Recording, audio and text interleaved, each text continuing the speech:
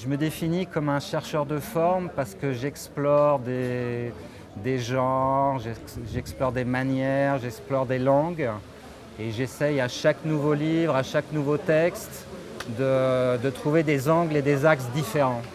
Et c'est en ça que je suis un chercheur de forme parce que à chaque nouveau livre, je suis obligé de changer d'éditeur en fait parce que j'ai rarement fait 2 livres de suite chez un même éditeur parce que je cherche des choses très différentes.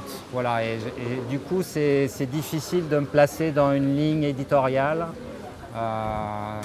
Et puis quand on cherche, du coup, il n'y a pas de stabilité. Donc on est obligé de remettre en cause la manière dont ces textes vont être pris, diffusés.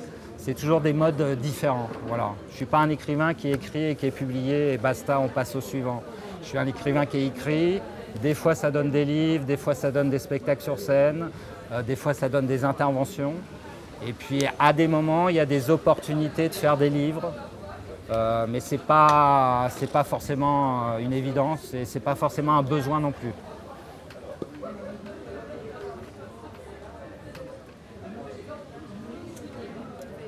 Mes thématiques de prédilection, c'est avant tout le capitalisme, les fictions qui sont générées par lui, le contemporain, les luttes, la critique sociale.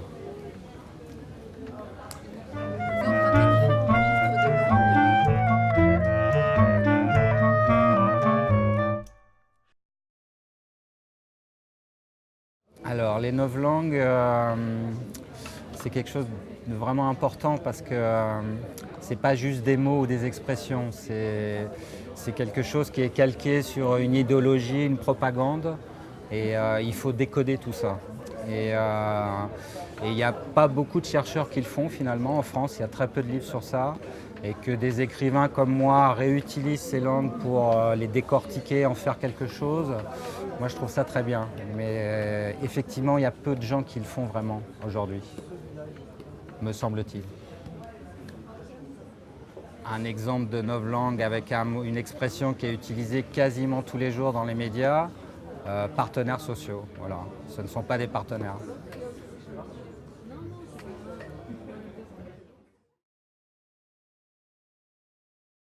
Alors pour vous présenter quelques-uns de mes livres ou de mes sujets ou de mes textes, je peux vous dire 2 mots sur Golden Hello. C'est un livre qui rassemble 14 textes. J'ai voulu écrire ce livre pour faire une sorte de focus sur le monde contemporain à travers 14 sujets très précis. Et le terme Golden Hello, c'est le nom de la prime de bienvenue pour les très grands managers. Et ça me semblait être un terme intéressant pour résumer l'époque. Donc voilà, ça c'est une proposition qui s'appelle Golden Hello. Je peux vous parler d'un autre livre qui s'appelle Le Guide du démocrate, sous-titré Les clés pour gérer une vie sans projet, qui reprend un peu toutes les attitudes du démocrate et les usages que le démocrate fait de la démocratie à travers des situations, louer un vélo, prendre un vol low cost, se déplacer, son rapport à l'histoire. Donc voilà un livre où j'ai essayé un peu sous forme de blagues, mais des blagues très sérieuses, où j'ai essayé de décrire la vie des démocrates, voilà, qui peuvent être tout seuls devant leur pizza et leurs 500 chaînes de télévision, ou qui peuvent être en covoiturage ensemble, voilà, des situations comme ça précises que génère la démocratie.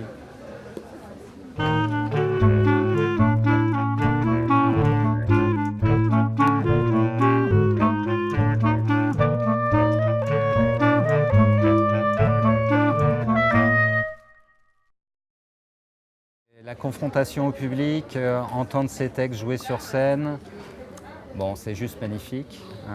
C'est une excitation vraiment assez forte. Le groupe Merci, d'autant plus avec eux parce qu'ils ont c'est une des rares troupes en France à faire du théâtre non frontal comme ils le font eux, avec vraiment beaucoup d'énergie, beaucoup d'originalité. Et moi, avec eux, j'ai pas un rapport de travail. C'est eux qui travaillent tout seuls. Et moi, j'arrive à la première et c'est la surprise, l'excitation de voir mes textes sur scène. Voilà.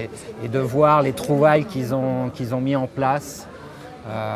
C'est une très grande excitation. Après, moi, je fais mes textes aussi sur scène parce qu'il y a beaucoup de musicalité dans ce que j'écris. Et du coup, l'oralité permet une autre dimension du texte, une adresse qui est vraiment intéressante. Voilà, ça donne une autre dimension que l'écrit. Et puis c'est aussi une excitation d'être sur scène. Voilà.